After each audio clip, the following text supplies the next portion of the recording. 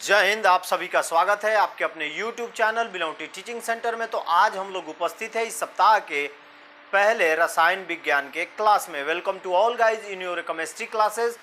हम लोग अभी पढ़ रहे हैं chapter 3 metal and non metal. ये हमारे चैप्टर का आखिरी पड़ाव है, यानी आज हम लोग अपने चैप्टर 3 को इंड कर देंगे, समाप्त कर देंगे। अभी तक हम लोगों ने पढ़ा धातु का संक्षारण, that means rusting of metal या कॉर्सन ऑफ मेटल। इसके बारे में मैंने आपको पढ़ाया है और इसके बचाव के कौन कौन से उपाय हैं इसके बारे में भी मैंने आप लोगों को पढ़ाया भी, समझाया भी। उम्मीद है आप लोगों को समझ में आ गया होगा। तो चलिए आज हम अपने इस चैप्टर के आखिरी पड़ाव पे हैं। तो पढ़ेंगे आज हम लोग मेटल एलॉय यानी मिश्र धातु। मिश्र धातु होता क्या है? तो किसी भी दो धातुओं का या धातु या अधातु का एक समांग मिश्रण, यानी निश्चित तौर पर एक फिक्सलिटी के साथ दो धातुओं को जब मिलाया जाता है, मान के चलते हैं 1:2, 2:3, 2:2, यानी जो ये रेशियो होता है, ये जो औसत जो होता है, ये जो होना चाहिए एकदम फिक्स होना चाहिए, यानी समांग होना चाहिए। क्या होना चाहिए? समांग होना चाहिए। दैट मीन्स होमोजीनियस होना चाहिए। ये जो हमारा मिश्रण मिलेगा दो धातुओं का, वो दोनों क्या होना चाहिए? समांग होना चाहिए। समांग होने का मतलब इनका जो औसत होना चाहिए, इनका जो रेशियो होना चाहिए, एवरेज होना चाहिए, वो एकदम जो होगा वो फिक्स होगा, ना ज़्यादा होगा और ना ही कम होगा। तो जब दो धातुओं को एक साथ मिलाकर एक अलग धातु बनाया जाए, या जब एक अधातु और एक धातु को मिलाकर समांग मिश्रण, यानी निश्चित तौर पे उनकी जितनी मात्रा होनी चाहिए उतना ही मिलाकर जब एक नए धातु का निर्माण किया जाता है, तो उसे हम मिश्र धातु कहते हैं।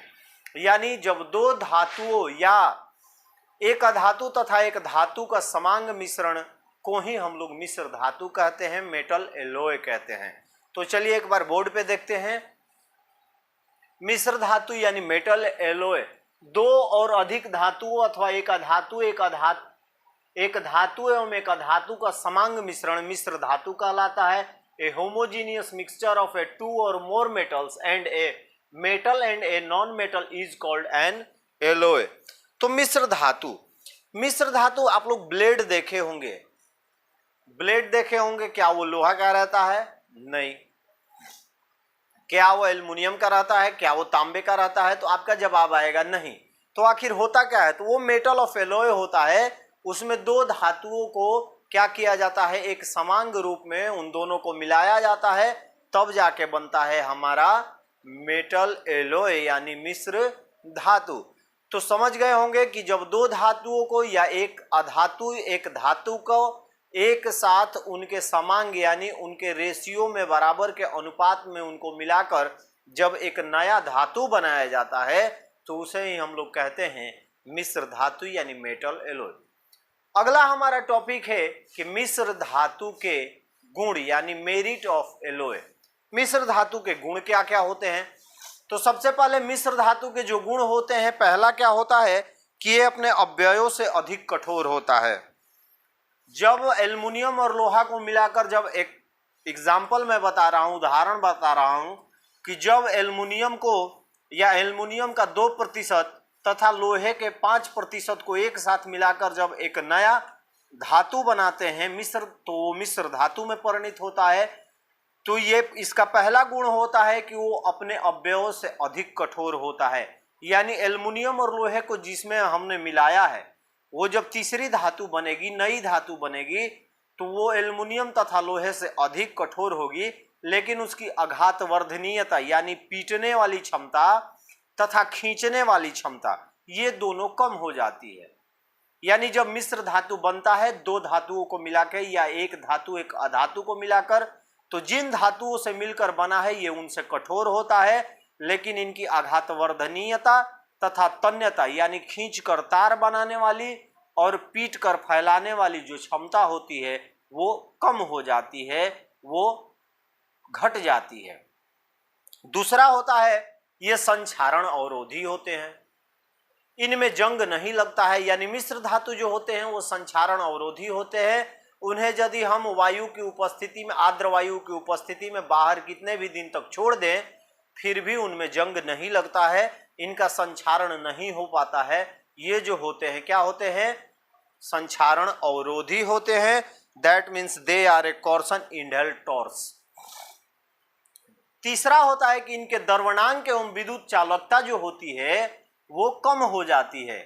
इनके द्रवणांक यानी मेल्टिंग पॉइंट और इनकी चालकता यानी कि इलेक्ट्रिक कंडक्टर्स जो होते हैं या कनेक्टिविटी जो होती है ये क्या हो जाएगी? कम हो जाएगी, क्योंकि ये दो धातुओं के या एक अधातु या एक धातु के मिलने से जब बनते हैं तो इनका गुण जो होता है, इनका जो विद्युत चालकता होता है तथा इनका द्रवणांक यानी जिस बिंदु पे ये द्रव बनते हैं ये कम हो जाता है।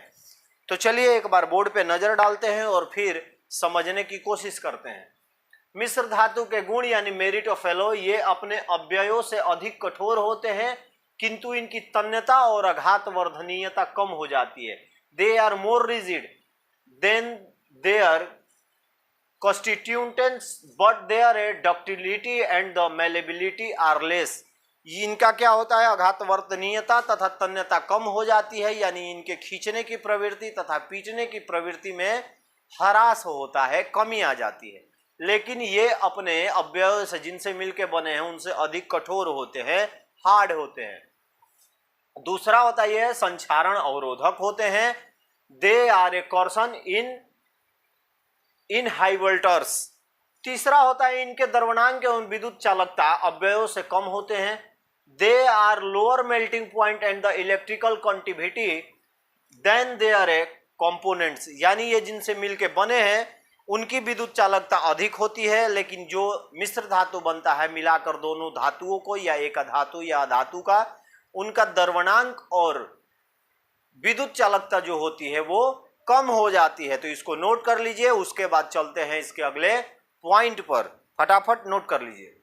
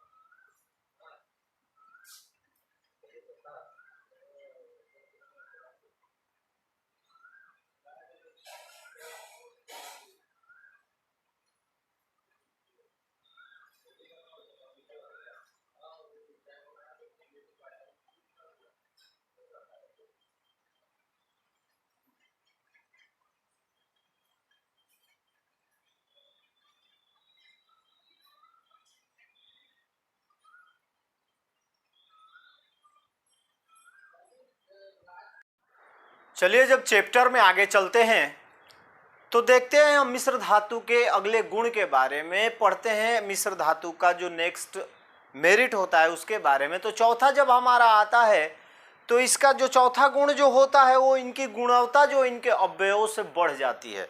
यानी मिश्र धातु का जो गुण होता है, जिनसे इनका निर्माण हुआ है, जिन जिन धातुओं के मिलने से यह बनते हैं या जिन जिन अधातु या अधातु के मिलने से बनते हैं, उनके गुणों की अपेक्षा ये अधिक गुणवान होते हैं। इनकी गुणवत्ता जो होती है वो बढ़ जाती है।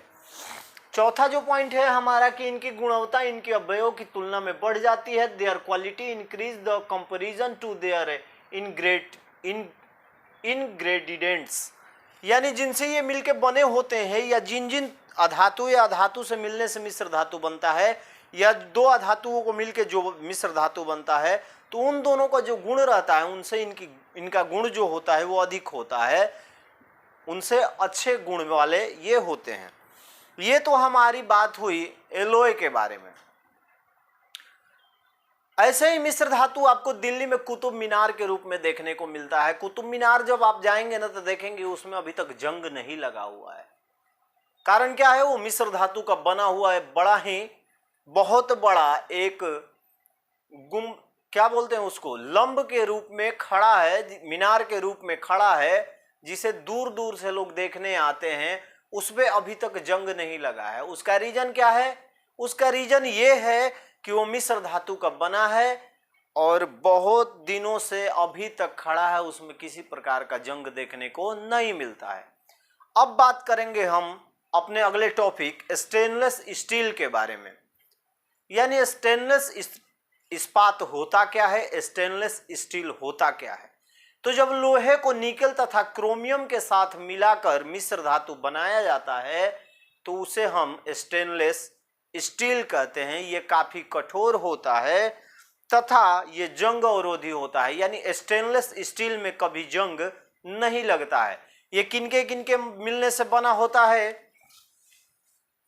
तो Fe plus Ni plus Cr, ये जो बना होता है किससे बना होता है? लोहा, निकेल तथा क्रोमियम, ये तीनों से मिलकर जिस धातु का निर्माण होता है वो होता है स्टेनलेस स्टील। हिंदी में कहते हैं स्टेनलेस इस्पात। स्टेनलेस इस्पात यानी जब लोहे को निकेल तथा क्रोमियम के साथ मिलाकर एक मिश्रण बनाया जाता है, उस मिश्रण को या उस मिश्र धातु को स्टेनलेस स्टील कहते हैं। ये काफी कठोर होता है तथा जंग अवरोधी होता है। इसमें किसी प्रकार का कोई जंग नहीं लगता है, चाहे इसे हम पानी में छोड़े या आर्द्र वायु में छोड़ते हैं। तो स्टेनलेस स्टील जो है आपका मोस्ट इंपोर्टेंट क्वेश्चन है, प्रायः पूछा जाता है आपके एग्जाम में, या 1 नंबर का भी क्वेश्चन आ सकता है कि स्टेनलेस स्टील में कौन कौन से धातु होते हैं या धातु होते हैं, या स्टेनलेस स्टील किनका मिश्रण होता है? तो लोहा, निकेल तथा क्रोमियम, ये 3 मिलकर क्या बनाते हैं? Stainless steel.